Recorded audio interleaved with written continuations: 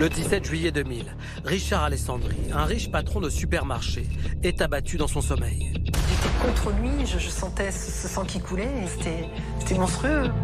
Tout laisse penser que c'est un cambriolage qui a mal tourné. Le patrimoine qui était le leur avoisinait les 3 millions d'euros. Mais les gendarmes s'étonnent de ne retrouver aucune trace d'effraction. À partir de là, ils ont la conviction que ce drame est un huis clos familial. Est-il possible qu'Edwige Alessandri ait tué son mari? Je me sens tout à fait capable de faire ça. C'est un monstre. C'est un monstre. Placé en garde à vue, le fils aîné Johan accuse sa mère. Je leur dis que j'ai vu ma maman qui prend un fusil sur lui. Malgré l'absence de preuves, Edwige Alessandri est condamnée pour le meurtre de son mari. Je me dis, mais c'est pas possible, j'en sortirai jamais. Mais aujourd'hui, Edwige Alessandri se bat avec ses fils pour faire reconnaître son innocence. Jamais les bonnes personnes ont été accusées, donc ouais, on se bat tous les trois, et puis c'est pour ça. Je gagnerai ce combat, je gagnerai, je mourrai innocente. Même si au dernier souffle, je serai innocente. C'est en compagnie de Jean-Marc Bloch, ancien patron de la PJ de Versailles, et de Négar Aheri, avocate pénaliste, que nous allons revenir sur cette affaire.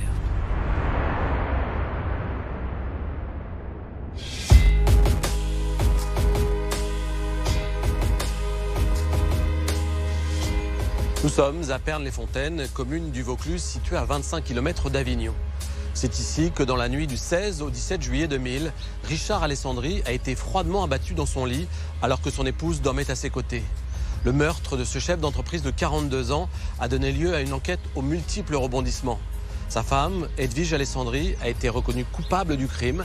Elle n'a cependant jamais cessé de clamer son innocence. Engagée depuis des années dans un combat sans relâche pour tenter d'identifier le tueur de son mari, Edwige Alessandri, soutenue par ses deux fils, espère aujourd'hui obtenir la révision de son procès. Retour sur une affaire exceptionnelle où la violence du crime n'a d'égal que la détermination d'une femme qui se dit accusée à tort. «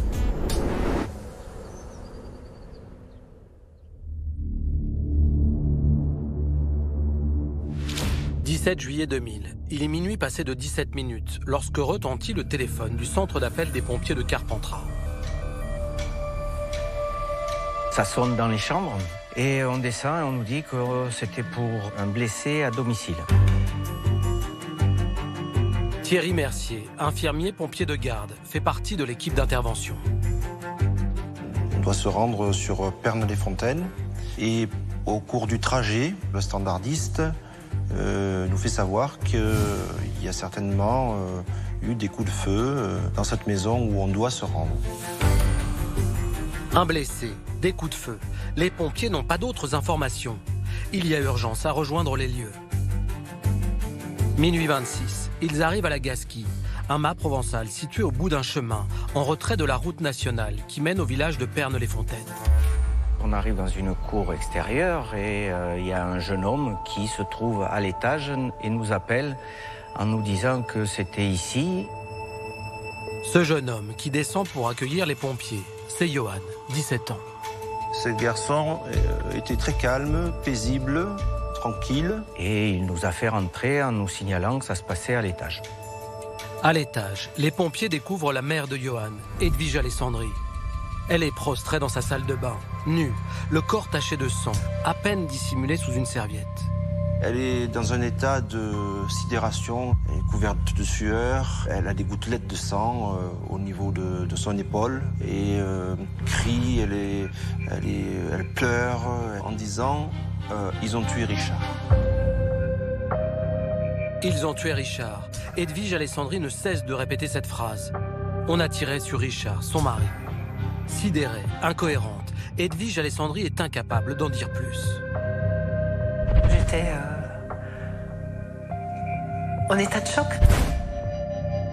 Les pompiers sont arrivés, ils m'ont vu nue, ils m'ont vu avec du sang, ils m'ont demandé d'aller prendre une douche, donc je me suis mis sous la douche, vite fait bien fait. Au même moment, les pompiers pénètrent dans la chambre conjugale.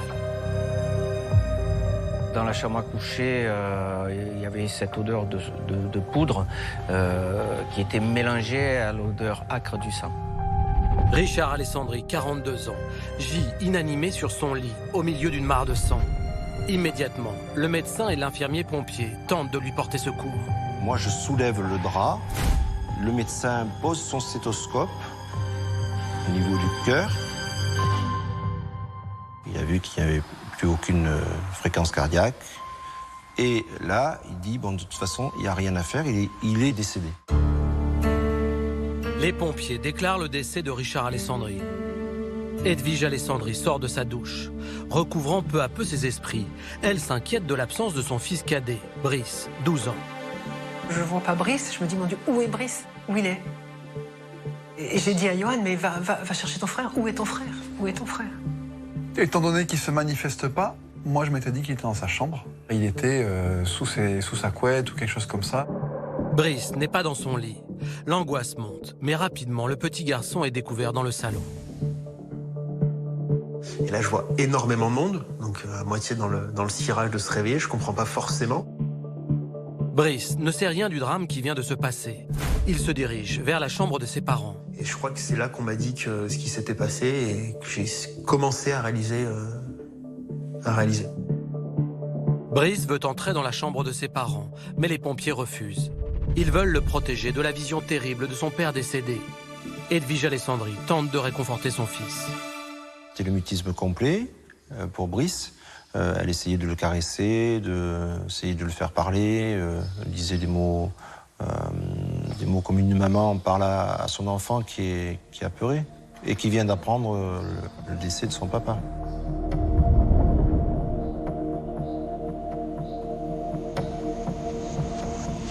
Les pompiers tentent d'apaiser Edwige Alessandri et ses deux fils. Ils savent que le drame qui vient de se produire va bouleverser à jamais la vie de cette famille. La victime étant décédée, ils attendent maintenant l'arrivée des gendarmes de la brigade de recherche de Carpentras. Edwige Alessandri, entourée de ses enfants, commence alors à raconter ce qu'il s'est passé. Edwige Alessandri se souvient d'un début de soirée calme et agréable.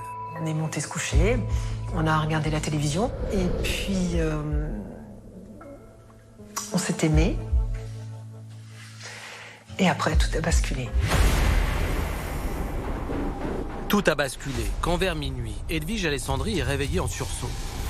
Je vois Richard se lever, une ombre près du lit, les deux trous du fusil, ça oui, ça je me souviens très bien de ça. En une fraction de seconde, la mère de famille réalise avec horreur qu'un homme entrait dans leur chambre, les menace avec un fusil de chasse.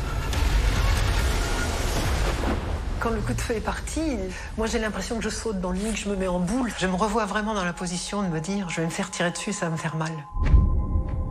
Terrorisée, Edwige Alessandri se recroqueville près du corps de son mari. C'est alors qu'elle comprend qu'il y a dans sa chambre plusieurs agresseurs. J'ai entendu ce merde, le coup est parti, tirez-vous, tirez-vous. Et puis, c'est le silence. J'étais contre lui, je sentais ce sang qui coulait, cette chaleur. Puis après de le voir là allongé, inerte, du sang sur le visage, c'était monstrueux. Hein. Le toucher pour le secouer pour lui dire réveille-toi, réveille-toi, non, j'en étais incapable, quoi, incapable. Edwige Alessandri est en état de choc. Quand j'ai repris, entre parenthèses, connaissance, là je me suis dit il faut t'activer, je veux dire il faut sauver Richard. Malgré la peur, elle parvient à sortir du lit et saisit le combiné du téléphone pour appeler les pompiers. Je suis nue, je longe le mur comme si, en pensant que le fait de longer le mur, ils ne me verront pas ou ils ne m'entendront pas. Et je voulais me cacher dans la douche. Et là, j'ai vu Johan arriver qui m'a dit mais qu'est-ce qui se passe et j'ai dit ils ont tué Richard. Johan, le fils qu'Edwige a eu d'une première union, va alors rester à côté de sa maman pour appeler les secours. Terrible expérience pour ce garçon de 17 ans.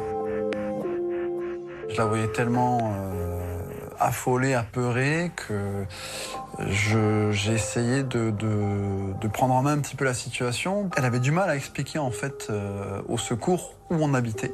Et donc je lui ai pris le téléphone assez rapidement pour expliquer au secours le mieux possible.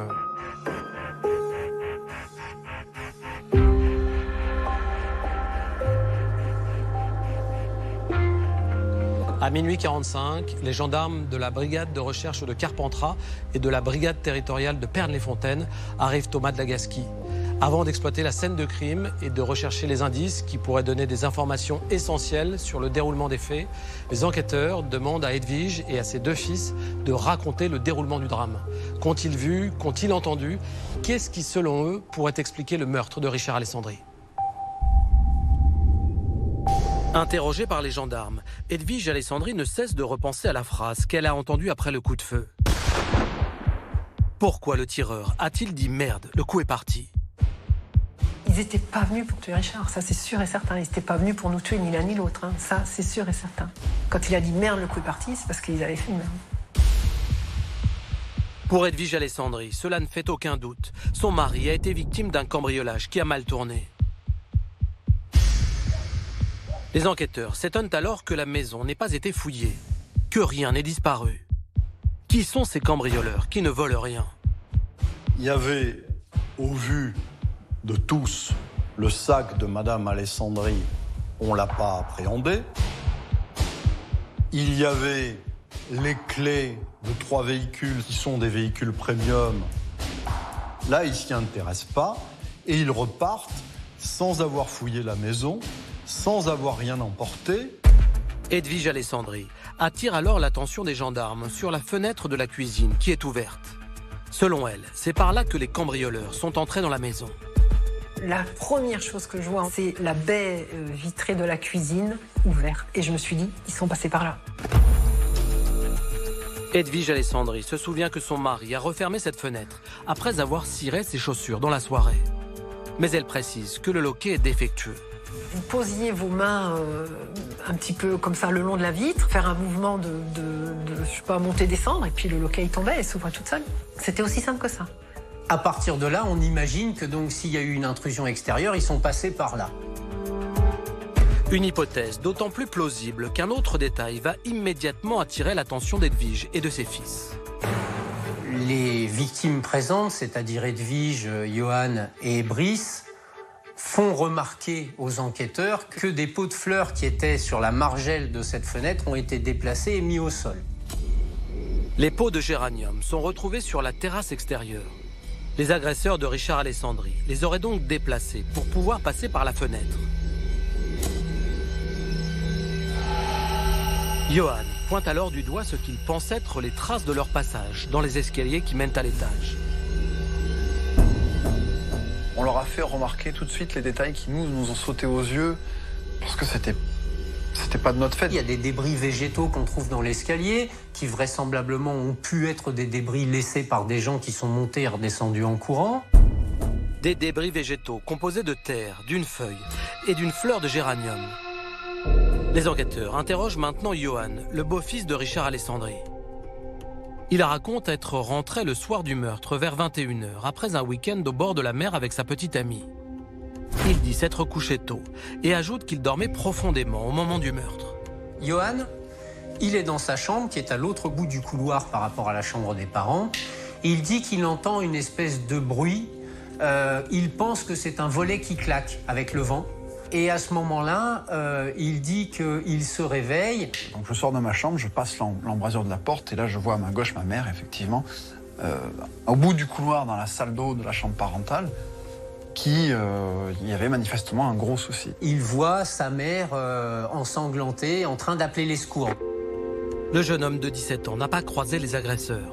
Un bruit comme un volet qui claque, puis sa mère en larmes couverte de sang. C'est tout ce qu'il peut raconter. Les gendarmes entendent ensuite Brice, son petit frère, âgé de 12 ans.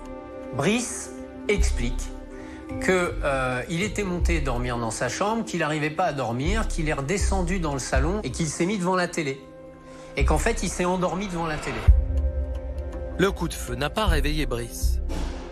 Dans mon souvenir, ce qui me réveille, c'est les gyrophares des pompiers bleus. Le jeune homme de 12 ans n'a donc rien vu, rien entendu. Donc finalement, c'est celui qui est le moins renseignant sur ce qui a pu se passer ce soir-là. Cela fait déjà 1 heure que le meurtre a eu lieu. Michel Baron, un ami du couple Alessandri, qui a été prévenu du drame, arrive à la Gasquie. Immédiatement, il cherche à réconforter Edwige. C'est une personne détruite, hein. C'est une personne qui vient de perdre l'amour de sa vie. Elle est en ruine complète, elle est... Je vois ma mère assise sur une chaise avec un médecin. Alors je sais pas si elle avait déjà eu des calmants, parce que je crois que ça avait été le cas, mais vraiment quelqu'un d'éteint, un état de choc d'avoir vécu ça, d'avoir ça, et donc ouais, complètement déconnecté, quoi. Le fait que Richard soit décédé, tout s'est arrêté. Tout. Tout.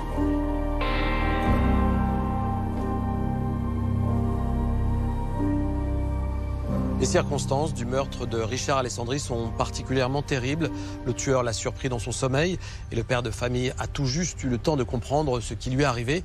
Sa femme, qui a assisté au meurtre, a livré aux enquêteurs une information essentielle. Elle déclare avoir entendu une voix masculine dire « Merde, le coup est parti, tirez-vous ». Jean-Marc, qu'est-ce que cette phrase nous apprend ? Ça nous apprend au moins deux choses. D'abord, que le tueur est un homme, ça c'est clair. Et ensuite, ils sont probablement plusieurs, au moins 3. Ce vouvoiement n'est pas un vouvoiement de courtoisie, c'est un vouvoiement pluriel. Le tueur s'adresse au moins à 2 autres personnes. Il est impensable qu'il vouvoie un seul de ses complices. La troisième chose que l'on peut déduire de cette phrase, c'est que le coup de feu est parti accidentellement. Effectivement, cette hypothèse est crédible. Le tueur n'est pas nécessairement venu pour tuer. Il avait sans doute un autre scénario en tête. Son objectif pouvait être de neutraliser, de menacer Richard Alessandri. Dès ses premières déclarations, Edwige Alessandri évoque l'hypothèse d'un cambriolage qui a mal tourné. Mais alors pourquoi rien n'a été volé ? S'il s'agit d'un cambriolage, il ne s'agit pas d'un cambriolage classique. Sinon, les cambrioleurs se seraient emparés de tout ce qui se trouvait au rez-de-chaussée. S'ils se sont rendus directement à l'étage, dans la chambre du couple, c'est qu'ils avaient un objectif bien précis. L'enquête va devoir déterminer lequel. Edwige Alessandri est la seule à raconter les faits. Ses 2 fils n'ont rien vu. Johan, l'aîné, a été réveillé par le coup de feu, mais quand il s'est levé, les agresseurs avaient déjà quitté les lieux.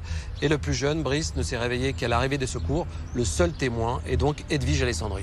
Oui, et en plus, son témoignage est à prendre avec précaution. On lui pose plein de questions et elle est en état de choc. Elle n'est pas en mesure de fournir un signalement du ou des agresseurs. Elle ne se souvient que du canon du fusil.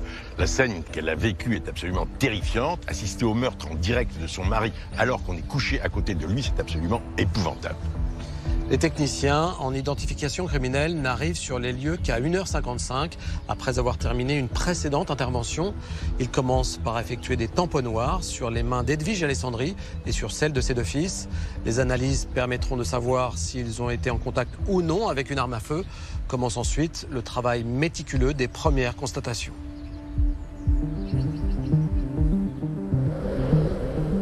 La Gasquie, donc la maison des Alessandri, est perdue au milieu des champs agricoles. Ce qui veut dire que pour y aller, il faut emprunter un petit chemin qui ne mène que à cette maison. La bâtisse est ancienne.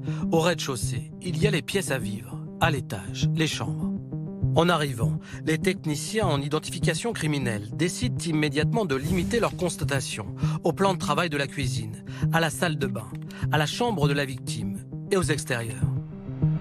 Les autres parties de l'habitation ayant été polluées par les allées et venues de la famille, des services de secours et des premiers enquêteurs ne seront pas examinés. Tout le rez-de-chaussée, donc le salon, la cuisine et le salon, c'est une zone qui est essentielle parce que c'est la zone par laquelle les personnes qui se sont introduites dans cette maison sont nécessairement passées. Et on écrit, cette zone a été polluée, elle ne pourra pas être exploitée. Ça, c'est une erreur de technique judiciaire considérable. Les techniciens en identification criminelle commencent leurs investigations autour du plan de travail de la cuisine. Ils constatent la présence de petits débris végétaux. Des traces de semelles sont également visibles. Les gendarmes pensent qu'elles proviennent des chaussures cirées de la victime. La fenêtre ouverte au-dessus du plan de travail ne présente aucune trace d'effraction. Aucune trace de pas ou d'appui ne peut être révélée autour de cette ouverture. Il n'y a rigoureusement aucune trace sur la paillasse qui est juste après la fenêtre. Les techniciens en identification criminelle poursuivent ensuite leurs investigations à l'étage. En montant les escaliers, ils photographient sur une marche les débris végétaux. Après avoir constaté que les 2 chambres des garçons ne présentaient aucune trace de lutte ou de fouille, les enquêteurs se dirigent vers la salle de bain de la victime. Sur les murs, des traces de sang sont prélevées. Ces traces ont vraisemblablement été laissées par Edwige Alessandri quand elle s'est réfugiée dans cette pièce pour appeler les secours. Je sais que j'en avais dans le dos, j'en avais Sur le flanc, à un moment donné, toute cette partie-là, quoi, vraiment la partie où j'étais collée à Richard. Sur le carrelage, les techniciens photographient une poignée de porte qui est tombée. Puis ils entrent dans la chambre de la victime, pièce communiquante avec la salle de bain. On trouve le corps sans vie de Richard Alessandri, qui est recroquevillé dans son lit, un peu en chien de fusil sur le côté, couvert de sang. Il est surtout ensanglanté du côté gauche de la tête, du cou. On est tout de suite dans quelque chose de très évocateur d'un tir par arme à feu. Sur les coussins formant la tête de lit, des traces de projection de sang permettent de déterminer la position de la victime au moment du tir.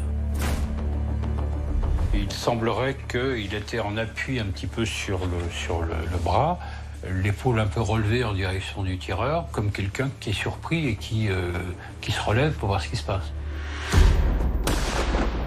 Près du corps, les enquêteurs découvrent une chaussette blanche. On va retrouver dans le lit le doudou d'Edwige Alessandri, qui est une chaussette blanche immaculée. Sur la couette qui recouvre en partie le corps de la victime, les techniciens en identification criminelle prélèvent des résidus de tir, sans aucun doute, de la bourre à cartouches. Avant de quitter la chambre, ils mettent sous scellé un dernier objet. On trouve au pied du lit ou à côté un préservatif dont on saura qu'il a été utilisé et qu'il renferme le patrimoine génétique de Edwige et de Richard Alessandri. Le jour s'est levé sur la Gasquie et les gendarmes rejoignent maintenant le jardin pour terminer leur constatation. En passant dans le salon, ils font une découverte très importante. On se rend compte que la baie vitrée qui donne sur le jardin est une porte vitrée qui est fermée mais non verrouillée. Les techniciens en identification criminelle concentrent alors leurs recherches sur le grand jardin qui n'est pas clôturé. La Gasquie, c'est une très jolie propriété, il y a un jardin et en quelque sorte le jardin est séparé en deux par une haie. D'un côté il y a la piscine, de l'autre côté il y a le jardin. Et au pied de cette haie, on va trouver 2 mégots de cigarettes. Personne ne fume dans la famille Alessandri. La découverte de ces 2 mégots est donc essentielle. Ils sont immédiatement mis sous scellé. Ces mégots ne sont pas vieux, parce que tous les soirs, la pelouse était arrosée, donc s'ils étaient là depuis plusieurs jours, on aurait les stigmates de cette ancienneté. Sur les mégots, c'est pas le cas. L'arrosage automatique se déclenche vers 21h chaque soir, pour une petite demi-heure. Ces 2 mégots récents et secs ont donc été écrasés près de la haie, peu de temps avant le meurtre. Juste à côté, les techniciens en identification criminelle découvrent une empreinte de pas. Un moulage de cette trace est immédiatement effectué. À l'issue des constatations, la maison est placée sous scellé.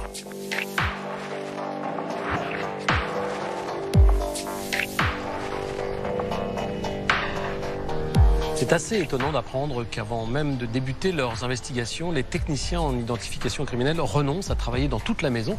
Est-ce que c'est normal, Jean-Marc? Ah non, c'est pas normal du tout. Je trouve même ça aberrant. C'est vrai que le rez-de-chaussée de cette maison a été pollué par de nombreux intervenants. Les secours d'abord, et puis les amis de Edwige Alessandri qui sont venus la soutenir moralement. Mais à défaut de connaître le mode opératoire, il aurait fallu considérer l'ensemble de la propriété comme une scène de crime et la passer au peigne fin. Faute de quoi, on se demandera toujours s'il n'y avait pas une trace, un indice qui aurait pu modifier le cours de cette enquête. La scène de crime, stricto sensu, à savoir la chambre où a été commis le meurtre, a, elle, été examinée par les techniciens en identification criminelle. Qu'est-ce qu'on peut retenir de ces premières constatations?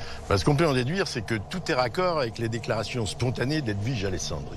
Premièrement, la chaussette qui lui sert de doudou a été retrouvée à l'intérieur du lit, ce qui tente à prouver qu'elle dormait bien aux côtés de son mari. Deuxièmement, la bourre à cartouches retrouvée sur le lit établit que l'arme utilisée est bien un fusil de chasse. Or, Edwige Alessandri parle d'un fusil à double canon. Et troisièmement, il y a des traces de sang dans la salle de bain où elle dit s'être rendue pour appeler les secours. Les enquêteurs établissent un plan de la maison des Alessandri et l'on comprend que pour entrer dans la chambre parentale, il faut passer par la salle de bain. Cette chambre n'est donc pas une pièce qui donne sur le couloir, contrairement aux autres chambres. Oui, et ça me paraît très intéressant. Ça permet de penser que les agresseurs connaissaient les lieux. J'ai le sentiment qu'après être rentrés dans la maison, les agresseurs sont allés directement dans la chambre. En se rendant dans le jardin pour tenter de trouver des traces du passage des auteurs du meurtre, les gendarmes ont découvert qu'une des baies vitrées du salon n'était pas verrouillée. Est-ce que vous pensez que les agresseurs ont pu entrer ou sortir par là ? C'est très difficile de répondre à cette question. L'arrivée tardive des techniciens en identification criminelle fait que ce constat a eu lieu longtemps après le meurtre. De nombreuses allées et venues se sont produites. Il est donc impossible de dire non seulement si cette porte était ou non verrouillée, il est également impossible de dire s'il était ouverte ou fermée. 2 mégots récents ont été retrouvés dans le jardin. Est-ce que vous pensez qu'ils ont forcément un lien avec les faits ? L'emplacement où ces 2 mégots ont été trouvés peut laisser penser qu'ils ont un lien avec les faits. Ils sont en effet trouvés derrière une haie suffisamment haute pour camoufler quelqu'un. Or, je pense qu'il pouvait y avoir un guetteur et que la trace de pas découverte au pied de cette haie correspond à celle du guetteur. Vous disiez tout à l'heure qu'il y avait sans doute 3 hommes dans la maison au moment du coup de feu. Vous ajoutez maintenant la présence d'un guetteur dans l'équipe. Vous pensez vraiment qu'il est possible que 4 personnes soient impliquées dans le meurtre ? Oui, il n'est pas rare que les délinquants agissent en groupe. Ces équipes se constituent pour faire un coup de nez. Ça tente à confirmer ce que je vous disais précédemment, qu'il ne s'agit probablement pas d'un banal cambriolage, mais d'une opération plus sophistiquée. Le fait que les malfaiteurs agissent à plusieurs est plutôt un atout pour la police, car quand ils sont nombreux, souvent il y a des informations qui circulent. L'autopsie de Richard Alessandri est réalisée à Avignon. Le légiste conclut qu'il a reçu une balle mortelle tirée à bout touchant qui a pénétré dans l'épaule gauche avant de finir sa course dans le crâne de la victime. Les prélèvements effectués permettent de déterminer que l'arme du crime est un fusil de calibre 12. Est-ce que c'est un calibre courant ? C'est un calibre extrêmement courant qui donc ne nous apprendra rien sur le profil de l'auteur.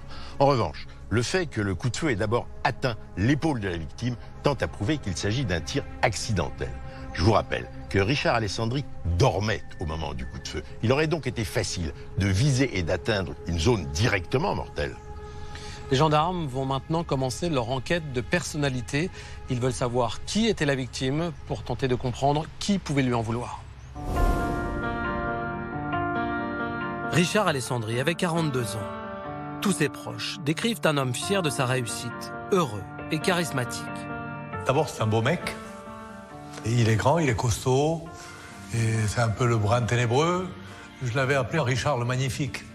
C'est-à-dire que c'est lui, quoi. Quand il est là, il rayonne, et il n'y a pas de doute. Richard, c'est lui, c'est pas un autre. Richard Alessandri a rencontré Edwige quand il avait 25 ans. Il était très amoureux d'elle. Elle était très belle. Très séduisante, intelligente. À l'époque, Edwige vient de divorcer du père de Johan, son fils aîné. Mes parents se sont séparés quand j'avais aux alentours de 3 ans. Ma maman s'est rapidement, effectivement, mise en couple avec Richard.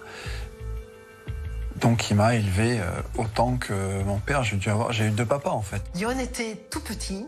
Et il l'a pris comme si c'était le sien. Il n'a jamais dit le fils d'Edwige ou le fils que j'ai pas eu. Non, non, c'était Johan et Brice, c'était 16 enfants. Moi, à 11 ans, j'avais déjà appris à conduire une voiture, un caca, j'avais déjà fait l'hélicoptère, on était partis en vacances, faire du bateau, voilà. Il était toujours là, c'est sûr qu'après, quand on a fait des conneries, voilà, on a dégusté, quoi. On nous a appris les bonnes manières, fallait pas déconner, fallait que ça file droit, voilà. Richard Alessandri n'a jamais eu aucune tolérance pour la paresse et le manque de sérieux. C'est le golden boy par excellence. C'est-à-dire que c'est un garçon qui s'est fait tout seul, qui a une très forte ambition, qui a une capacité de travail qui dépasse l'entendement. Une soif de réussite, pleinement partagée avec sa femme. Son envie de gagner, son envie de réussir, tout ça, c'était ce que j'aimais. Ça me correspondait totalement. Moi, je suis comme ça. J'ai toujours eu envie de réussir ma vie, socialement, professionnellement. On allait dans ce sens-là. En juillet 1989, le couple ouvre un premier Intermarché près de Clermont-Ferrand. Clermont-Ferrand, c'était très, très dur. Très dur. Financièrement, ça a été une vraie galère. Puis bon, c'était pas notre région. Richard était difficilement accepté parce qu'il était du Sud, il avait l'accent. Ça a été très, très, très difficile. En 1995, ils revendent leur premier magasin pour en racheter un autre à Pernod-les-Fontaines. Il avait beaucoup d'énergie et puis il était vraiment... il était très exigeant. Donc voilà, donc c'était un patron, il fallait bosser, il Il fallait avancer. Après, il était très reconnaissant aussi. Puis le résultat était là, le chiffre d'affaires du magasin était en train d'exploser.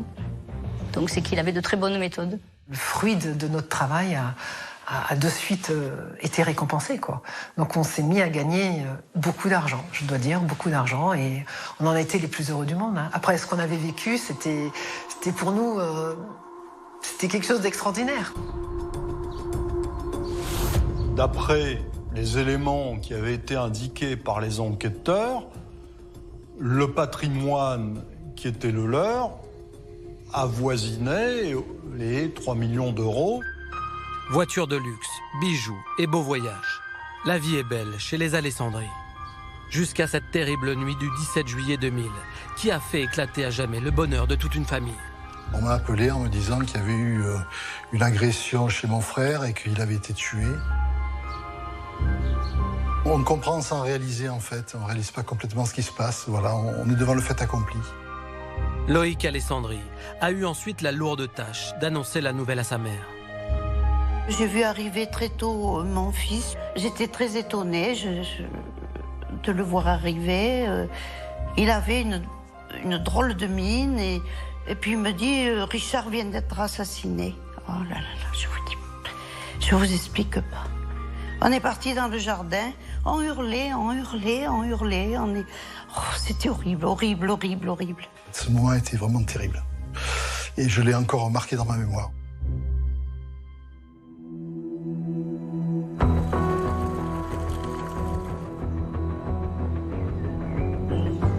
Richard Alessandri était, semble-t-il, un homme heureux, un père de famille attentif et exigeant. Les gendarmes découvrent également avec intérêt son ascension professionnelle. Ils savent qu'une telle réussite financière peut susciter des convoitises et les investigations vont vite révéler que le week-end du meurtre, Richard Alessandri avait gagné beaucoup d'argent.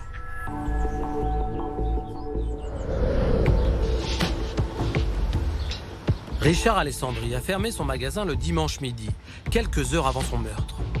Il était très heureux et fanfaronnait à qui voulait l'entendre sur les bons résultats du week-end. Il est capable de dire la recette de ce week-end, on a explosé la baraque. On a cassé la baraque, on n'a jamais fait une recette comme celle-là. La recette record dont Richard Alessandri s'est largement vanté.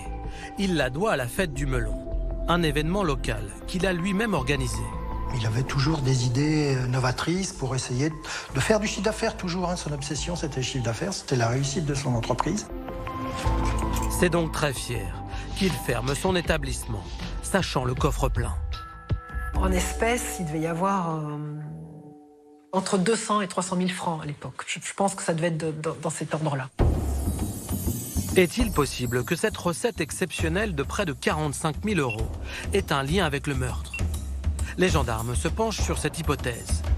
Richard Alessandri aurait alors été victime de ce que les enquêteurs nomment un saucissonnage ou un homejacking. L'idée, c'est quoi? On arrive à plusieurs, nuitamment dans la famille du patron de l'Intermarché. Une partie des malfaiteurs reste et prennent en otage la famille.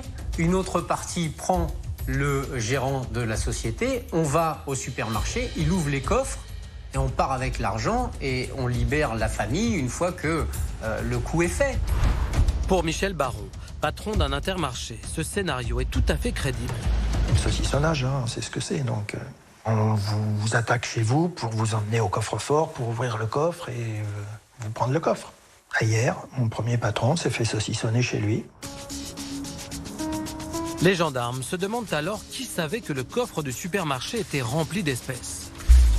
Tout le magasin était au courant, je veux dire, le personnel est motivé sur ses chiffres d'affaires, le personnel, puis il y avait la transparence, donc chacun peut regarder ses chiffres sur l'ordinateur, on n'a jamais caché quoi que ce soit. Les enquêteurs s'intéressent alors aux employés du supermarché. Et ils apprennent qu'un jeune stagiaire de 17 ans n'est jamais revenu travailler après la mort de Richard Alessandri. On ne l'a jamais revu, il n'est jamais revenu au magasin. Il est même, je crois, jamais venu chercher sa paye. Les gendarmes cherchent à savoir qui est ce jeune homme. On se rend compte que son nom, on le connaît déjà. On le connaît déjà parce qu'il apparaît dans une autre procédure criminelle où il a en fait fourni à un tiers une arme qui a permis à ce tiers d'assassiner un de ses petits camarades. Le 28 juillet 2000, soit 11 jours après le meurtre, les enquêteurs décident de perquisitionner le domicile du stagiaire suspect. Lorsqu'ils arrivent, au mur, il y a punaisé les articles qui concernent la mort de Richard Alessandri. C'est un peu déstabilisant. Dans la chambre du jeune homme, les enquêteurs retrouvent des cartouches de fusil, calibre 12, comme celles qui ont tué Richard Alessandri. La perquisition continue et on trouve aussi, notamment, une paire de baskets. Et à première vue, l'empreinte des semelles de cette paire de baskets peuvent correspondre aux empreintes qui sont trouvées au pied de la haie chez les Alessandri. Les chaussures sont mises sous scellé. Le dessin de la semelle et la pointure des baskets correspond à la trace de pas retrouvée dans le jardin. Pourtant, aucune expertise ne va être demandée. On a un gendarme qui dira qu'il a examiné les chaussures et que l'état d'usure des chaussures ne peut pas correspondre avec la trace qui est laissée au pied de la haie chez les Alessandri. Le jeune homme est conduit à la gendarmerie de Carpentras. Il nie toute implication dans le meurtre et aucune preuve matérielle irréfutable ne permet de le confondre. Ce jeune homme sera remis en liberté et il n'y aura plus aucune investigation qui sera faite sur lui de quelque manière que ce soit. Voilà. Les enquêteurs considèrent que ces éléments-là sont peut-être troublants mais qui ne sont pas déterminants. Aucune charge ne pèse aujourd'hui sur ce garçon qui, à la question « Que faisiez-vous le soir du meurtre ?», a toujours répondu « Je ne me souviens pas ».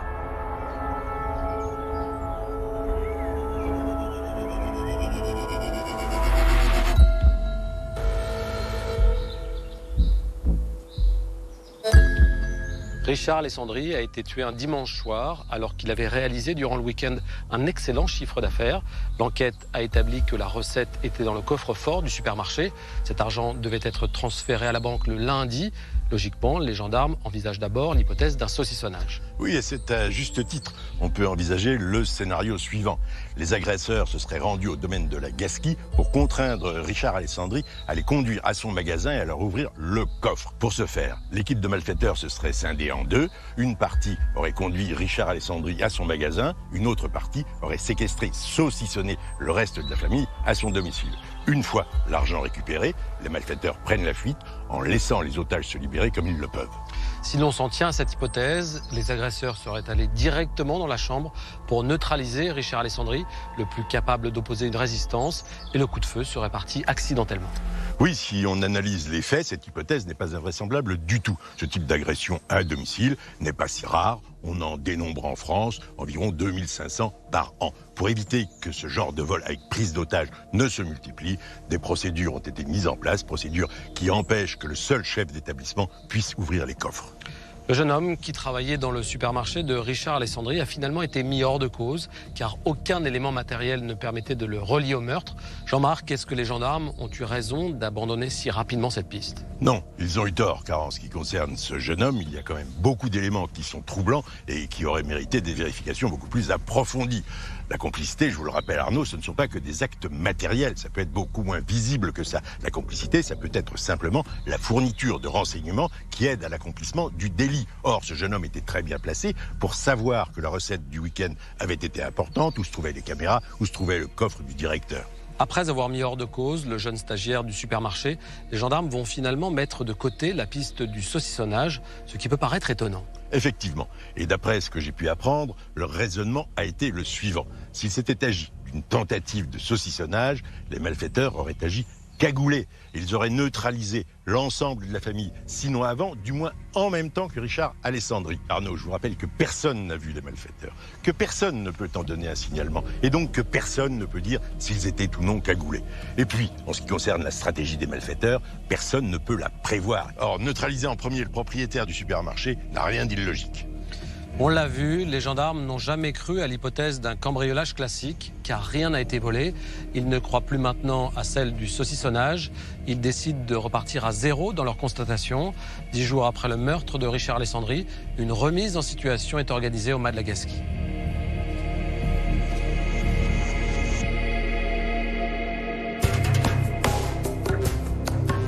Les gendarmes de la brigade de recherche de Carpentras veulent comprendre comment les tueurs de Richard Alessandri ont pu s'introduire dans la maison. Est-il possible qu'ils soient passés par la fenêtre de la cuisine? La remise en situation au mois de juillet, tout de suite après les faits, a consisté à demander à plusieurs gendarmes de passer par la fameuse fenêtre qui était ouverte. Et là, ce que l'on a constaté, c'est que ces gendarmes laissaient nécessairement des traces de leur passage. Ça ne cadrait pas avec les constatations qui avaient été faites initialement, puisque aucune trace de pas n'avait été découverte. Les enquêteurs reprennent ensuite les photographies réalisées lors des premières constatations. En étudiant les clichés des débris végétaux retrouvés sur une marche des escaliers, ils s'aperçoivent que bizarrement, le pétale de géranium semble intact. Les pétales de fleurs qui ont été découvertes n'avaient pas pu être amenés par des auteurs s'étant introduits de l'extérieur, parce que si des éléments sont transportés par des chaussures, nécessairement ces éléments sont écrasés. Pas de traces d'intrusion. Des débris végétaux qui semblent avoir été déposés volontairement dans la maison. Un tout nouveau scénario des faits commence à germer dans l'esprit des enquêteurs. L'hypothèse qui va être envisagée à ce moment-là par les gendarmes, elle est très simple à comprendre, c'est que c'est une mise en scène. À partir de là, ils ont la conviction, c'est ce que je dis et je l'affirme, qu'il n'y a pas eu d'intrusion extérieure et que ce drame est un huis clos familial et que l'auteur des faits se trouve dans la maison. C'est le tournant de l'enquête. Les gendarmes sont maintenant convaincus qu'Edwige, Johan et Brice ne leur ont pas tout dit. À partir du moment où on a cette conviction, on va s'y atteler et on va tout reprendre. On va reprendre sur la base de photos la scène de crime. Lors des premières constatations, il a été noté que la tête de Richard Alessandri reposait sur sa joue droite. Pourtant, sur les photos de la découverte du corps, on observe des coulures de sang uniquement sur la partie gauche du visage de la victime. Pour les gendarmes, c'est la preuve que le corps a été déplacé après le coup de feu mortel. Les enquêteurs s'intéressent ensuite à la chaussette blanche retrouvée dans le lit. Edwige Alessandri a raconté que c'était son doudou, l'objet avec lequel elle dormait chaque nuit. Et pourtant... Il n'y a aucune trace de sang, pas la moindre tache de sang, alors qu'il aurait dû se trouver imbibé de sang à l'endroit où il a été découvert. Et les enquêteurs vont se poser la question de savoir s'il n'a pas été placé après le tir. Un corps déplacé, une scène de crime modifiée. Les enquêteurs ne croient plus un mot des déclarations d'Edwige et de ses fils. C'est alors que le 27 juillet 2000, lendemain de la mise en situation, les gendarmes apprennent une information capitale. Les experts ont mis en évidence des résidus de tir sur les mains de Brice. On a retrouvé sur Brice les particules indispensables pour que l'on analyse ces résidus comme un résidu de tir. Il y avait du plomb, du barium, de l'antimoine. Et donc les enquêteurs se demandent légitimement comment ce gamin peut avoir ces éléments réunis sur lui. Que s'est-il passé le soir du crime à la Gasquie? L'hypothèse du drame familial retient maintenant toute l'attention des enquêteurs. Ils se penchent une nouvelle fois sur la vie privée de la victime. Et cette fois-ci, les témoignages recueillis sont bien différents. Et si le bonheur familial de Richard Alessandri n'était en réalité qu'une façade? Pour moi, c'est pas un couple qui était très harmonieux. C'est un couple où il y avait quand même beaucoup de rivalité, il y a eu beaucoup de tensions. Ah oui, oh là là, c'était horrible, ils se disputaient continuellement. Pour moi, je pense qu'il était question de séparation.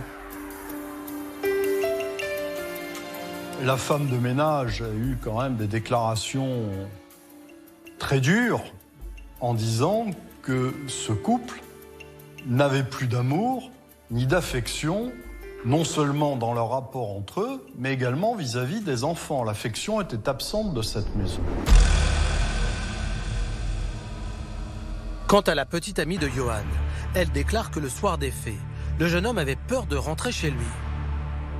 Johan était parti en week-end sans avoir obtenu l'autorisation de son beau-père Elle nous explique qu'il était terrorisé à l'idée de rentrer à la maison et qu'il est rentré, pour reprendre son expression, la larme à l'œil parce qu'il savait qu'il y allait y avoir une dispute et que ça allait dégénérer.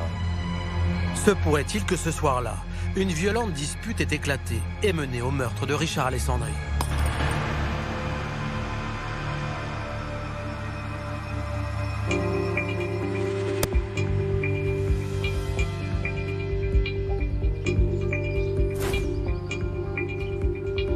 Edwige Alessandri et ses 2 fils ne le savent pas encore, mais ils sont maintenant suspectés par les gendarmes d'avoir maquillé la scène de crime. En effet, les enquêteurs n'ont pas trouvé de traces d'effraction et les constatations effectuées le soir des faits ne correspondent pas à celles réalisées lors de la mise en situation. Quel est votre avis, Jean-Marc? Il est bien sûr normal que les gendarmes examinent cette hypothèse. Mais j'ai l'impression que pour l'accréditer, ils n'envisagent comme moyen d'accès à la maison la nuit du meurtre que cette fenêtre qui se trouve au-dessus du plan de travail dans la cuisine. Or, souvenez-vous Arnaud, il y a un autre moyen d'accès, c'est cette porte-fenêtre qui donne sur le salon. Et on ne sait pas si elle était ouverte ou fermée. Et si elle était fermée, on ne sait pas si elle était verrouillée ou non. Les gendarmes se fondent sur d'autres éléments pour soupçonner Edwige Alessandri et ses fils d'avoir organisé une mise en scène. Premièrement, le pétale de fleurs aurait été déposé volontairement sur une marche. Deuxièmement, le doudou immaculé aurait été glissé dans le lit après le meurtre. Troisièmement, le corps de la victime aurait été déplacé.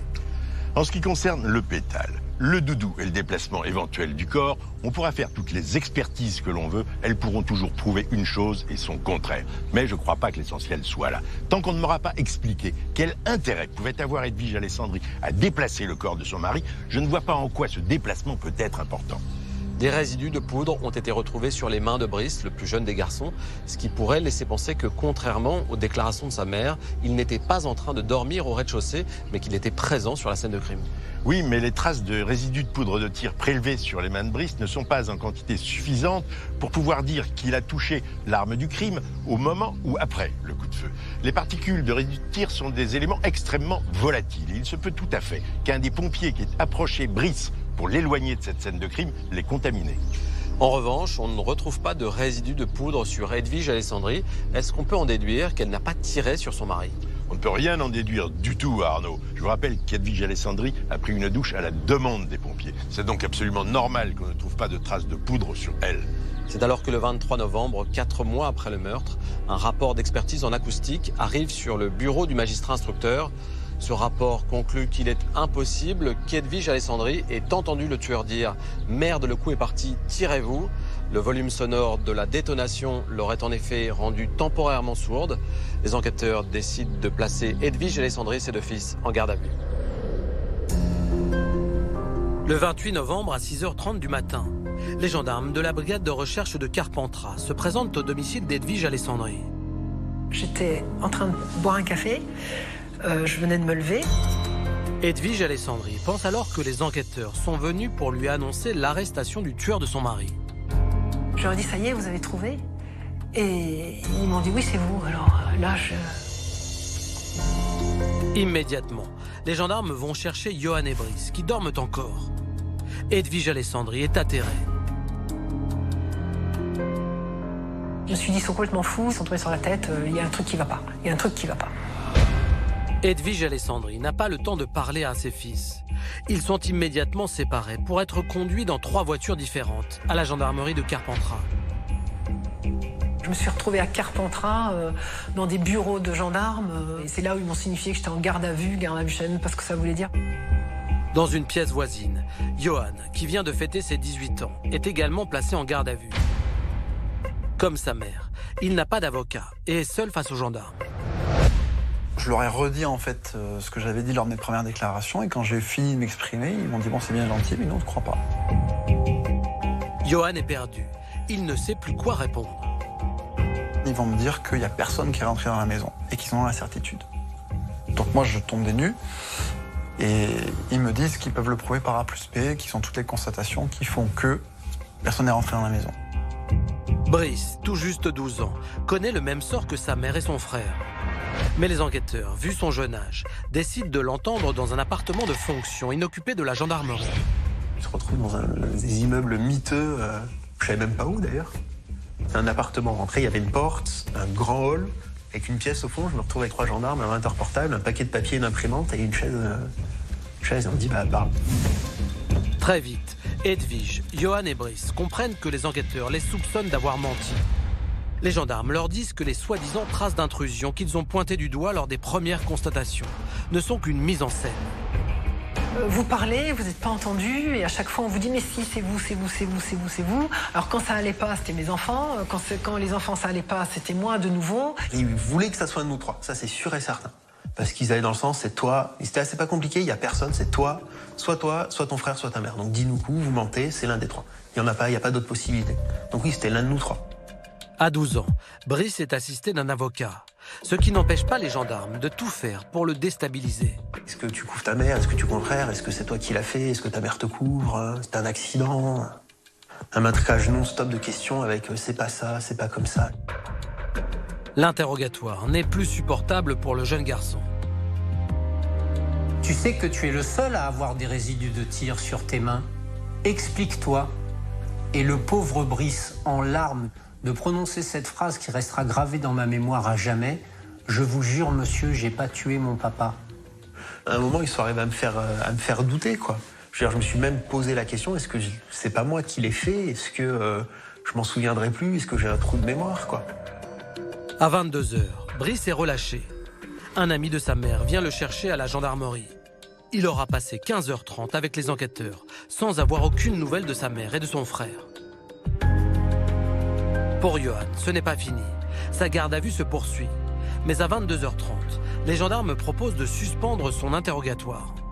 Et l'enquêteur de dire, Johan Boguslav n'a pas souhaité aller se reposer en cellule, il a souhaité rester dans le bureau, assis sur une chaise. Dans le bureau, avec pour seule compagnie un gendarme, Johan attend que la nuit passe. Il va rester de longues heures, fatigué et stressé, assis sur sa chaise. C'est alors qu'à 4h30 du matin, il demande à être réentendu. Johan Boguslav se tourne vers lui et dit « Bon, j'ai besoin de libérer ma conscience, j'ai besoin de vous dire ce qui s'est passé. » Et il explique à ce moment-là que sa mère, dans le cadre d'une dispute, a tiré sur son beau-père. Après 22 heures passées en garde à vue, Johan craque. Il passe aux aveux et accuse sa maman du meurtre de Richard Alessandri. Il déclare que le soir des faits, sa mère et son beau-père se sont disputés à cause de son week-end à la mer. Il dit être allé se coucher, puis avoir été réveillé en sursaut par un coup de fusil. Il explique qu'il s'est rendu dans la chambre conjugale. Johan raconte avoir retrouvé sa mère debout près de la fenêtre. Sur le lit à côté, le corps de Richard Alessandri gisait dans une mare de sang. Il trouve sa mère, peut-être avec le fusil à la main ou avec le fusil juste à côté d'elle. Selon Johan, Brice se serait alors levé. C'est à ce moment-là qu'Edwige Alessandri aurait demandé de l'aide à ses 2 fils. Il y a eu un drame, mais il faut qu'on reste unis, il faut qu'on reste ensemble, sinon on va avoir des gros soucis. Et à ce moment-là, ils vont imaginer ensemble la thèse de fabriquer donc une intrusion extérieure qui n'a jamais eu lieu. Johan raconte que Brice a déplacé les pots et pris l'initiative de mettre de la terre dans les escaliers. Johan aurait quant à lui ouvert la fenêtre de la cuisine et serait sorti cacher le fusil dans la haie du jardin. À la fin de ce récit, le 30 novembre, à 6h30 du matin, Johan ressort libre de la gendarmerie après avoir passé 48 heures en garde à vue. Je sors, je suis ramené par mon père chez des amis de la famille. Et là, me semble-t-il que je vais directement me coucher. Je suis encore exténué et je sais pas où j'en suis, quoi. Vraiment, je suis perdu. Je sais pas ce qui va se passer derrière, je sais pas. Voilà. Johan ne sait pas encore que sa mère a été conduite devant le juge d'instruction pour être mise en examen pour meurtre et modification de l'état des lieux d'un crime. Ils disent que Johan m'a accusé, que c'est moi. Et là, je leur dis que c'est pas possible, que ce qu'ils disent est faux. Et je crois que c'est à ce moment-là que je leur dis je suis plus intelligente que vous, je vous démontrerai que c'est pas vrai. Edwige Alessandri est incarcérée à la maison d'arrêt d'Avignon. Elle apprend immédiatement que ses enfants sont interdits de parloir.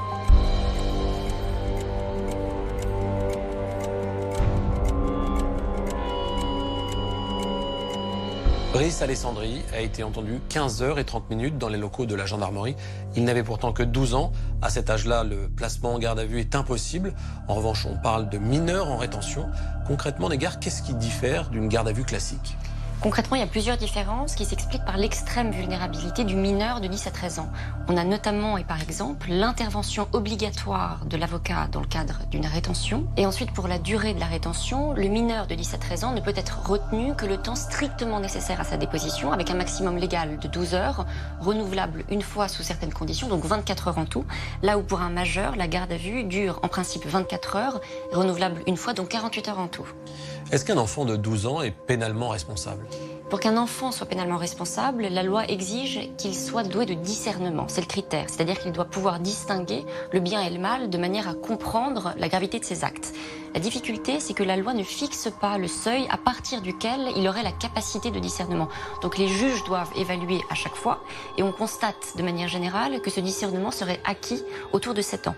Donc a priori, un enfant de 12 ans serait doué de raison et donc pénalement responsable. Les aveux de Yohan ont provoqué la mise en examen d'Edwige Alessandri. L'adolescent a raconté comment il aurait aidé sa mère à maquiller la scène de crime. Pourtant, il est ressorti libre de la gendarmerie. Pourquoi, selon vous, n'a-t-il pas été mis en examen, comme sa mère, pour modification de l'état des lieux d'une scène de crime ? C'est vrai que juridiquement parlant, étant donné les déclarations auto-incriminantes de Yohan, il aurait dû en principe être déféré à l'issue de sa garde à vue devant le juge d'instruction et mis en examen au même titre que sa mère pour modification de scène de crime. Le juge d'instruction a, pour des raisons d'opportunité dont on ignore le détail, préféré le garder libre en sachant de toute façon qu'il pourra toujours l'entendre ultérieurement en tant que simple témoin. Lorsqu'Edwige Alessandri arrive en détention, elle apprend très vite que ses enfants ne seront pas autorisés à venir la voir. Qui décide de cela et pourquoi, selon vous, Edwige Alessandri a-t-elle été privée de parloir avec ses enfants ? Pendant l'instruction, c'est le juge d'instruction qui autorise ou refuse la délivrance de permis de visite. Et en principe, les membres de la famille d'une personne détenue doivent être autorisés à lui rendre visite. Mais il y a un motif de refus possible qui est les nécessités de l'instruction. C'est l'idée que des communications entre la personne détenue et un membre de sa famille pourraient compromettre ou mettre en péril le cours de l'enquête. Et dans notre affaire, c'est sans doute ce qui s'est passé. Étant donné les déclarations de Yohan sur sa propre implication ainsi que sur celle de sa mère, le juge d'instruction a sans doute considéré qu'il était préférable que cette dernière ne voie pas ses enfants de manière à éviter tout risque de concertation frauduleuse, c'est-à-dire l'élaboration d'un faux scénario de défense. 4 mois et demi après le meurtre de Richard Alessandri, son épouse est incarcérée. La famille éclate, Brice part vivre chez ses grands-parents maternels et Yohan va chez son père. Pour certains, l'affaire est résolue et pour d'autres, c'est le début d'une terrible erreur judiciaire. La nouvelle de la mise en examen et de l'incarcération d'Edwige Alessandri provoque différentes réactions. On s'est dit, mais il se passe quoi là ? Ils marchent sur la tête, les enquêteurs. Et n'importe quoi. Qu'est-ce qu'ils cherchent ? Je vois pas. Edwige, c'était impossible pour. C'est incompréhensible, quoi. Et les enfants, encore pire. Nous, on connaissait le contexte familial, donc on n'était absolument pas étonnés de la possibilité de sa culpabilité. Il allait la quitter. Ça, on en était presque sûr. Et elle allait perdre son travail. Elle a voulu la puissance, l'argent, je m'en débarrasse, et puis ça y est, quoi, j'ai tout. Ce n'est qu'en fin de journée que Yohan apprend que ses accusations ont envoyé sa mère en prison. J'ai le sentiment que c'est en grande partie ma faute. C'est un sentiment de culpabilité assez lourd. Immédiatement, le jeune homme dit que ses déclarations ne valent rien. Il raconte comment la première nuit de sa garde à vue, entre 21h30 et 4h30 du matin, les gendarmes l'ont empêché de dormir. Lors de ma garde à vue, on n'a pas proposé d'aller me reposer dans une pièce à part du bureau. Je suis sur une chaise. Si je m'assoupis sur le bureau, il y a un gendarme qui me demande de me relever et de rester droit sur la chaise. Je me disais, je suis prêt à tout leur dire pour pouvoir aller me reposer, pour que ça s'arrête. C'est alors que le jeune homme a craqué. Je m'accuse et concrètement, ils me disent non, c'est pas toi parce que ça colle pas avec certains éléments de l'enquête. Notamment, j'avais pas de traces de poudre sur les mains et ça leur convenait pas en fait, c'était pas leur histoire. Étonnamment, ces déclarations ne figurent pas sur le procès-verbal d'audition. Yohan a le sentiment que les gendarmes l'ont insidieusement amené à dénoncer sa mère. Ils m'ont amené en fait par un cheminement, c'est une espèce d'entonnoir en fait, vers le fait que ça pouvait être que ma mère et qu'il fallait que je l'accuse. Épuisé, Johan se serait alors exécuté. Je crois que je leur dis précisément que j'ai vu ma maman qui dépose un fusil ou qui prend un fusil sur le lit, quelque chose comme ça. Sur le moment, je me dis, tiens, on va essayer ça, est-ce que ça va marcher, est-ce qu'ils vont me laisser me reposer? C'est ça, en fait, le cheminement dans ma tête à ce moment-là. C'est est-ce que ça va suffisamment leur convenir pour qu'enfin, je puisse aller dormir? Ils veulent plus de détails. Johan aurait alors repris son récit dans le seul but de satisfaire les gendarmes et de pouvoir enfin dormir. Comme j'invente au fur et à mesure, eux ils me disent bah non, ça convient pas parce que là on a une constatation qui va pas. Je reformalise en fait mes propos pour coller le plus possible à leur dossier. Ils me guident en fait dans la garde à vue, quoi. Le 6 décembre 2000, Johan, rongé par la culpabilité, envoie un courrier au juge d'instruction pour se rétracter. Depuis la maison d'arrêt, Edwige Alessandri écrit une lettre bouleversante à son fils. Ma première lettre, ça a été d'écrire à Johan. Je ne sais pas s'il l'a eu, parce que tout mon courrier passait par le juge, mais les premiers mots, ça a été « Je ne t'en veux pas ». Tu resteras mon fils chéri, je veux dire, je ne t'en veux pas. Malgré la rétractation de Johan, Edwige Alessandri est maintenue en détention provisoire. J'ai vécu l'incarcération de ma mère difficilement, très difficilement, parce que j'ai pas pu aller la voir au parloir. Et d'autant plus révoltant que je savais pertinemment qu'elle était là-bas pour rien.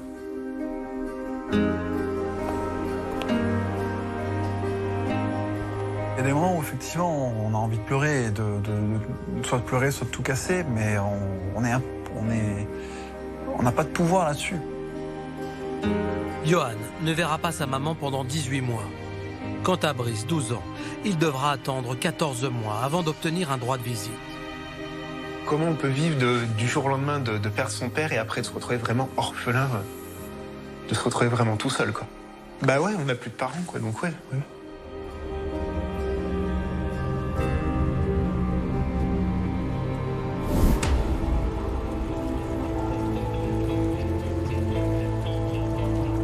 Le témoignage de Johan est saisissant. Il explique comment on l'aurait amené à avouer.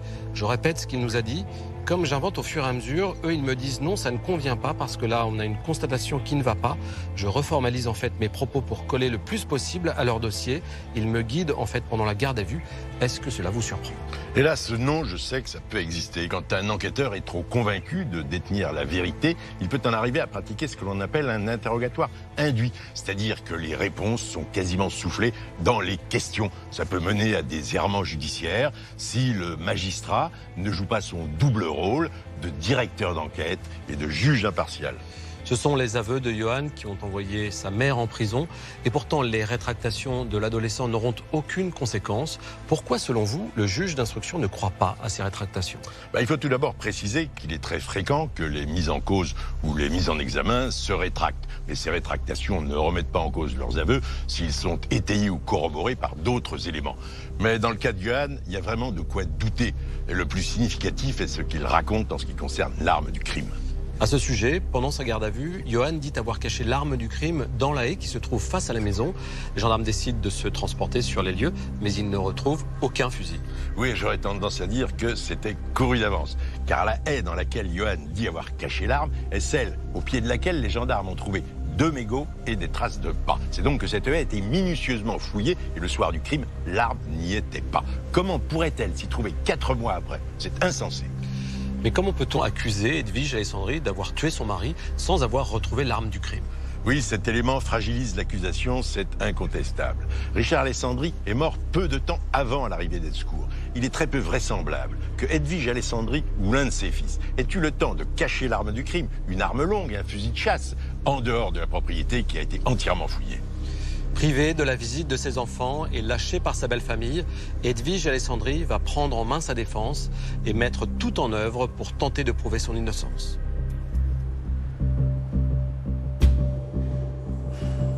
En août 2001, soit 9 mois après sa mise en détention provisoire, Edwige Alessandri écrit à Jean-François Abgral, ancien gendarme de renom, devenu enquêteur privé.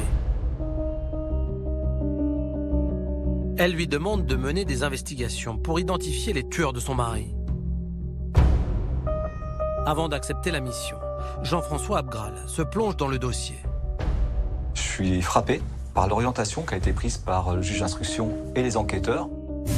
L'ancien gendarme décide de se rendre au mas de la Gasquie pour étudier les lieux. Et il conclut très vite que les tueurs sont entrés par la porte-fenêtre du salon, celle qui n'était pas verrouillée de l'intérieur.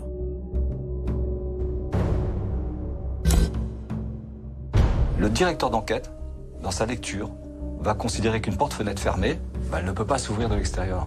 Sauf qu'il n'a pas vu qu'elle avait une poignée à l'extérieur. Et c'est ça qui va, en fait, à mon avis, les désorienter. C'est-à-dire que, durant toutes les investigations, ils vont penser que personne n'a pu rentrer là. Mais alors, pourquoi les cambrioleurs auraient-ils ouvert la fenêtre de la cuisine et déplacé les pots de fleurs qui se trouvaient sur la margelle ? Avant d'ouvrir la porte-fenêtre, quelqu'un a essayé de pousser une petite fenêtre, a retiré tout ce qui pouvait obstruer le passage, et puis finalement, lorsqu'il n'avait pas tout à fait fini, a sûrement entendu un de ses complices dire « laisse, c'est ouvert ».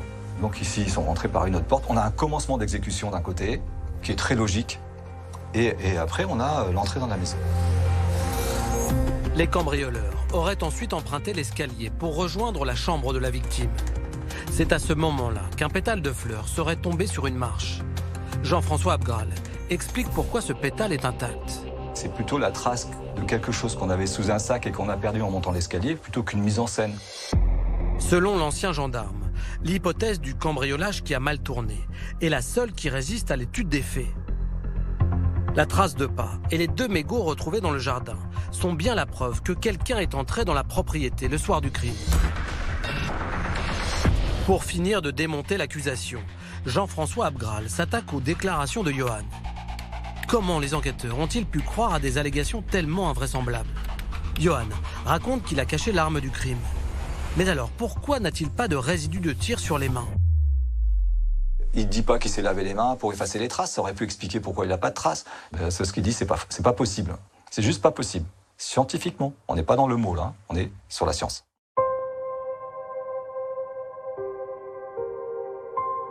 Pour Jean-François Abgral, il est absolument impensable qu'Edwige Alessandri ait tiré sur son mari. Hormis ma famille, hormis mes plus proches amis, M. Abgral a été la première personne à me croire innocente. Et ça a été... je me suis dit, enfin quelqu'un qui comprend ce qui s'est passé et qui va m'aider. Et je le dis souvent, il m'a sauvé la vie. Il m'a sauvé la vie, Jean-François. Il m'a sauvé la vie. Le 28 août 2002, après plusieurs demandes rejetées, Edwige Alessandri obtient sa remise en liberté. J'étais accrochée au barreau et je disais « Ce soir, je dors avec mes enfants ». Ça a été la première phrase que j'ai dit « Ce soir, je dors avec mes enfants ». Et quand j'ai été libre, ça y est, on vous met à la porte, dehors. Je me suis retrouvée là sur le trottoir. Je ne savais pas trop ce qu'il fallait faire, mes sacs à la main. Mais dans ma tête, j'avais qu'une chose, je dors avec mes enfants ce soir. J'avais que ça en tête.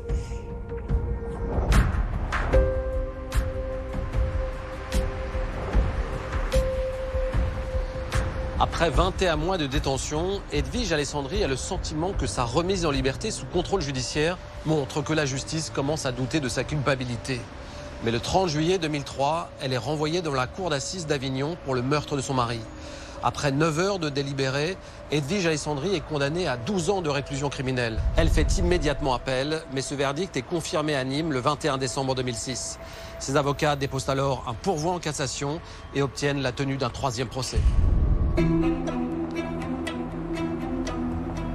Le 9 février 2009, le 3e procès d'Edwige Alessandri s'ouvre à la cour d'assises du Rhône, à Lyon.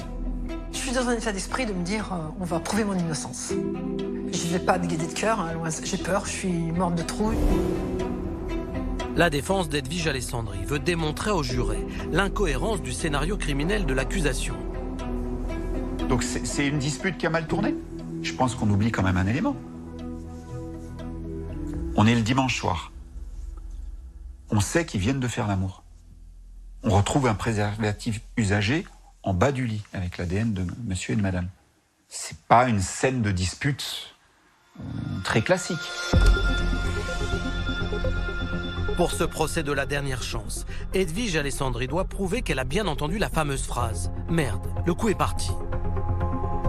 C'est un vrai problème pour la défense d'Edwige Alessandri, évidemment, puisque si elle n'a pas pu entendre cette phrase, c'est qu'elle ment, et si elle ment là-dessus, c'est qu'elle ment sur l'intrusion extérieure. La défense appelle à la barre un spécialiste en audiologie. On va trouver, à titre privé, un expert acousticien, c'est la défense d'Edwige qui le fera, qui vient expliquer ce que c'est un coup de feu et l'impact que peut avoir ce coup de feu quand il est tiré près de vous sur votre audition. Presque comme une évidence, l'expert de la défense démontre qu'Edwige Alessandri était en capacité d'entendre. Dans la fraction de seconde où on est à 130 décibels et où le moment où le coup est tiré, évidemment qu'à ce moment-là, vous ne pouvez rien entendre. Mais dans la demi-seconde qui suit, vous recouvrez évidemment votre audition. Comme si tous les chasseurs étaient sourds, comme si tous les gendarmes étaient sourds, comme si tous les policiers qui tirent étaient sourds. Nous avons recueilli le témoignage d'Anne Marion, jurée au procès d'assises d'Edwige Alessandri. L'expertise sonore nous a prouvé que n'importe qui ayant une audition normale pouvait, même après une déflagration, entendre une phrase différente de celle qu'on connaît et la répéter a posteriori. Donc ça veut bien dire que elle n'a pas menti en disant qu'elle avait entendu « le coup est parti, tirons-nous ». Elle a certainement entendu cette phrase. Au 4e jour du procès, l'avocat de Johan s'étonne que l'ADN masculin retrouvé sur les 2 mégots n'ait jamais été versé au FNAEG, le fichier national automatisé des empreintes génétiques. Comment condamner Edwige Alessandri sans avoir exploité tous les indices découverts le soir du crime? Un argument qui fait mouche. C'est bâclé. C'est bâclé. C'est bâclé. Et pourquoi vouloir envoyer cette femme à tout prix en prison? Parce que c'était ça le problème, là. On en était là, quoi. Il nous manque des éléments qu'on pourrait avoir, qu'on n'a pas. Mais on continue le procès quand même. Le 29 février 2009, les derniers mots reviennent à l'accusée. Elle a juste dit j'aurais voulu mourir avec mon mari. Elle a dit qu'elle voulait la vérité, qu'elle aurait préféré mourir avec son mari. Bien sûr que ça touche. Bien sûr. Le dernier jour, je me dis, ils ont cru en moi, ils ont compris, ils sont certains que c'est un cambriolage qui a mal tourné. Après 7 heures de délibéré, le verdict tombe. Edwige Alessandri est de nouveau reconnue coupable du meurtre de son mari et condamnée à 10 ans de réclusion criminelle. C'est l'échec, c'est la vie foutue, c'est encore pareil, je repense à mes enfants, alors je me dis, je vais pas les voir, ça va être terrible, mes parents, ma famille, enfin bon, c'est... Puis quelque part, on se dit, ils m'ont encore pas cru, quoi. C'est un effondrement. Dans mon souvenir, je crois que je me suis barré. Je sais que le verdict, j'ai vu ma mère et après, je crois que je suis sorti et je marchais pendant un bon moment. Même si c'est déchirant et qu'on a envie de tout casser, de pleurer, qu'on a une colère incroyable, on est obligé de le vivre parce que la réalité des choses, c'est qu'il y a des gendarmes qui prennent ma mère et qui l'emmènent en prison. Pour le frère de Richard Alessandri, ce verdict est une victoire.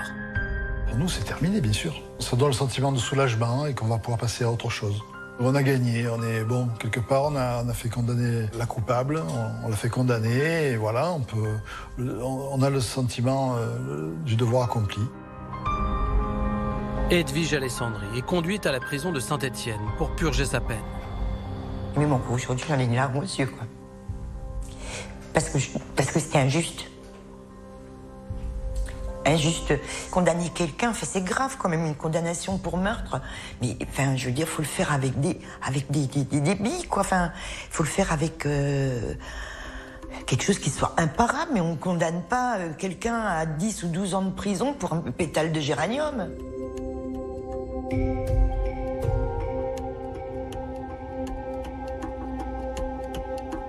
Négard, on vient d'entendre le témoignage d'un des jurés du dernier procès d'Edwige Alessandri. On sent combien cette expérience doit être difficile. Comment sont choisis les jurés d'une cour d'assises? Il y a un processus de tirage au sort successif et assez compliqué. Mais très schématiquement parlant, la base, c'est la liste électorale. Les jurés seront donc des citoyens français qui devront par ailleurs avoir plus de 23 ans, savoir lire et écrire. On procède à un premier tirage au sort de 45 personnes que l'on invite à se présenter le premier jour d'audience, en sachant que toute absence non justifiée fait encourir une peine d'amende de 3 750 €. Et le jour de l'audience, on procède à un second tirage au sort pour cette fois-ci désigner ceux qui seront effectivement les jurés. 6 en première instance et 9 si on est devant une cour d'assises d'appel. On sait que les délibérés ont duré 7 heures. Concrètement, comment ça se passe? Quel est le rôle du président de la cour d'assises pendant ce long huis clos? D'abord, le président a le rôle d'une sorte de conseiller juridique. Il va expliquer les difficultés juridiques que peut poser l'affaire. Ensuite, et au-delà de ça, comme le président de la cour d'assises est celui qui ordonne les débats, organise les tours de table, on peut imaginer que sa personnalité puisse avoir une incidence sur le cours des délibérés. Mais en pratique, c'est pas tout à fait exact. D'abord, le président a une voix équivalente à tous les autres, pas plus. Et ensuite, les jurés eux-mêmes sont en général extrêmement consciencieux, impliqués et appliqués. Quel recours existe-t-il pour Edwige Alessandri, qui se dit innocente et qui, je le rappelle, a été condamnée à 10 ans de réclusion criminelle lors de son 3e procès? La décision de condamnation étant devenue définitive, le seul recours qui reste, ce serait un pourvoi en révision avec cette condition de recevabilité essentielle mais extrêmement difficile à remplir. Il faut démontrer l'existence d'éléments nouveaux susceptibles de créer un doute sur la culpabilité du condamné, en l'occurrence Edwige Alessandri. Et il faut savoir qu'en pratique, la plupart des recours en révision sont malheureusement rejetés. On l'a vu, Edwige Alessandri a fait appel à un enquêteur privé, Jean-François Abgral. Quelles forces juridiques peuvent avoir les informations recueillies par un enquêteur privé? Dans notre procédure pénale, la preuve est libre. Donc rien ne s'oppose en principe à embaucher un enquêteur privé pour essayer de trouver des éléments à décharge. Simplement, devant la cour d'assises, il n'aura pas d'autorité particulière et ses déclarations vaudront autant que celles d'un simple témoin. En revanche, l'intérêt, quand une personne est définitivement condamnée, comme c'est le cas pour Edwige Alessandri, ce serait que l'enquêteur privé finisse par trouver des éléments nouveaux qui pourraient venir alimenter un possible recours en révision. Et c'est en septembre 2009, coup de théâtre incroyable, que le fait nouveau tant attendu par la défense d'Edwige Alessandri est porté au dossier. Une comparaison avec le FNAEG a en effet permis de révéler l'identité du propriétaire de l'ADN masculin isolé sur les mégots retrouvés dans le jardin le soir du meurtre. Le 21 octobre 2009, l'homme au mégot est entendu par la brigade de Carpentras. Les gendarmes lui demandent pourquoi son mégot a été retrouvé au mas de la Gasquie le soir du meurtre. L'homme au mégot va venir dire qu'il n'a pas de véhicule, qu'il se déplace en autostop et que de temps en temps, ça peut lui arriver de traverser les champs pour rejoindre une route et aller plus vite. Et que sans doute, il a dû, par mégarde, déposer ce mégot juste à cet endroit-là, ce soir-là. C'est uniquement le fruit du hasard. Sous le feu des questions, l'homme finit par donner une toute autre version. Il reconnaît avoir été à la Gasquie et être resté posté derrière la haie pour observer les allées et venues de la famille Alessandri. Et il ajoute qu'il voulait voler du matériel de piscine. Et s'il voulait voler du matériel de piscine, je sais pas, des lunettes de piscine, un bonnet, un ballon, j'en sais rien. Aucun vol n'a été constaté d'ailleurs. On vient nous expliquer finalement qu'il est venu monter la garde juste en face de la façade pour aller voler peut-être un ballon ou un flotteur qui se retrouvait à la piscine un petit peu plus loin. Bon, là aussi, ça me semble être une explication fantaisiste et qui ne peut pas suffire à quelqu'un qui a un peu l'esprit critique. Au bout de 3 heures d'audition, les gendarmes relâchent l'homme au mégot. Je trouve ça scandaleux. Je veux dire, un enfant de 12 ans, on lui reproche limite d'avoir tué son père et quelqu'un qui est là, on retrouve des mégots de cigarettes dans une propriété privée immense, paumée en campagne, qui n'a rien à foutre là, au moment d'une scène de crime. Et on lui fait limite, venez boire un café, ça va, ouais, je passais par là, ok, bonne journée. Alors qu'un gamin de 12 ans qui n'a rien fait, on lamine, donc non, c'est totalement incohérent. Il va falloir attendre 8 mois pour que l'affaire connaisse un nouveau rebondissement. Le 23 juin 2010, un jeune homme de Pernes-les-Fontaines va spontanément livrer un nouveau témoignage au SRPJ de Montpellier. Il dit avoir vu un reportage sur l'affaire Alessandri en compagnie de sa mère. À la fin du documentaire, celle-ci lui aurait fait une révélation étonnante. Elle lui a dit, voilà, moi je sais qu'elle est innocente. Comment ça tu sais qu'elle est innocente? Comment est-ce que tu peux savoir ça? Ben voilà, je vais t'expliquer. Le matin des faits, à la maison, mon beau-frère est venu et il a dit qu'il avait fait le coup avec telle et telle personne qui venait pour cambrioler, pour voler dans cette maison, que les choses avaient mal tourné et qu'ils avaient tué par accident, accidentellement, Richard Alessandri. Elle ne donne pas le nom de l'homme au mégot, par contre elle donne d'autres noms. Des noms connus des services de police pour des faits de vol commis par effraction avec violence. Les enquêteurs s'interrogent. Existe-t-il un lien entre ces individus et celui qui a fumé des cigarettes dans le jardin des Alessandri le soir des faits? Et la police judiciaire de Montpellier va procéder à des vérifications et ils vont se rendre compte qu'en réalité, ce sont des gens qui se connaissent. Soit qui ont été déjà condamnés ensemble, soit qui se fréquentaient. Fort de ces nouveaux éléments, l'avocat d'Edwige Alessandri dépose une requête en révision le 12 septembre 2012. L'objectif est double. Enquêter sur la piste de l'homme au mégot et obtenir ainsi un nouveau procès pour innocenter Edwige Alessandri. L'un ne va pas sans l'autre, de toute manière. Entre les assassins de Richard et l'innocence de ma mère, c'est interdépendant. Fait rarissime, le 22 octobre 2012, la Cour de cassation estime que les nouveaux éléments sont de nature à faire naître un doute légitime sur la culpabilité d'Edwige Alessandri et accorde la requête en révision. Enfin, je suis heureuse et je me dis, ça y est, on va pouvoir reprendre l'enquête. Alors je me dis, mais ils vont y arriver. C'est un apaisement de se dire, je vais vivre, je vais pouvoir commencer à vivre. Le 29 octobre 2012, le SRPJ de Montpellier est chargé de mener l'enquête préliminaire. Jean-François Abgral, l'enquêteur privé engagé par Edwige Alessandri, va alors recevoir plusieurs coups de téléphone d'un homme affirmant savoir qui a tué Richard Alessandri. Rendez-vous est pris entre les deux hommes le 9 janvier 2013 dans un restaurant de Carpentras. Il m'explique que son métier c'est d'être receleur, qu'il fait ça depuis des années, mais qu'il n'a rien à voir dans l'histoire, mais qu'il sait tout. Et il m'explique qu'il a vu 4 personnages préparer l'agression du couple Alessandri. Et l'homme livre l'identité des 4 individus qui seraient impliqués dans le meurtre. Parmi eux, l'homme au mégot. Il a donné les noms de plusieurs personnes ayant participé au fait. Ce qui est intéressant, c'est que ces noms sont, pour plusieurs d'entre eux, communs avec les noms donnés avec le premier témoin. Donc ce receleur m'explique que ces gens-là sont venus sous des prétextes de travaux dans une piscine, repérer les lieux, qu'ils ont étudié les allées et venues du couple, qu'ils ont programmé leur équipe et sont passés à l'acte. Et que là, il y a eu un coup de feu accidentel du quatuor et qu'à partir de là, ils sont partis comme ça. Il précise que la petite bande avait effectué un autre saucissonnage à moins d'1 kilomètre de la Gasquie, quelques jours avant les faits. Des déclarations qui s'avèrent exactes. Très peu de temps avant nous, 10 jours avant, je crois, ou un mois avant, il y a la même chose qui s'est produite à 700 mètres à vol d'oiseau, dans la même configuration de maison. C'est un avocat, ou le fils d'un avocat, je ne sais plus qui s'est fait, mais massacré par la même équipe. Et Carpentras, les gendarmes de Carpentras ont classé ça sans suite. Et ma conviction, c'est que si en août 2000, on avait eu ne serait-ce que la moitié de ces éléments, Edwige Alessandri n'aurait jamais fait la moindre heure de garde à vue. Le 4 avril 2013, le SRPJ de Montpellier rend son rapport à la commission de révision des condamnations pénales. Le 3 juin 2013, une nouvelle information judiciaire est ouverte par la commission de révision et confiée à une juge d'instruction d'Avignon. Immédiatement, cette magistrate prend une décision étonnante. Elle décide de co-saisir la police judiciaire d'Avignon et la brigade de recherche de Carpentras. L'enquête, lorsque ça a été Montpellier qui s'en est chargé, c'était plein d'espoir pour nous.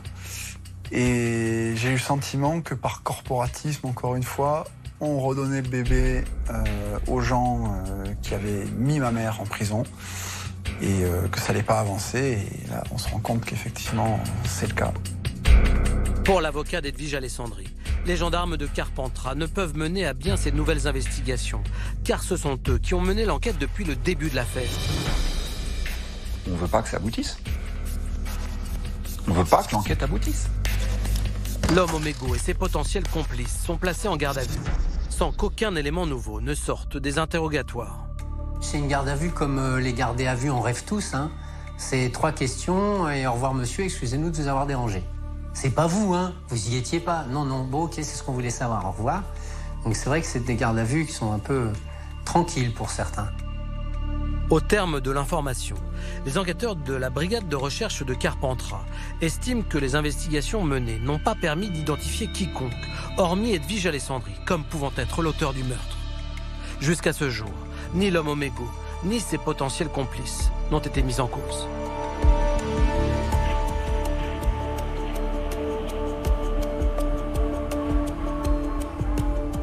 Jean-Marc, le 20 avril 2018, une ordonnance de non-lieu a été rendue.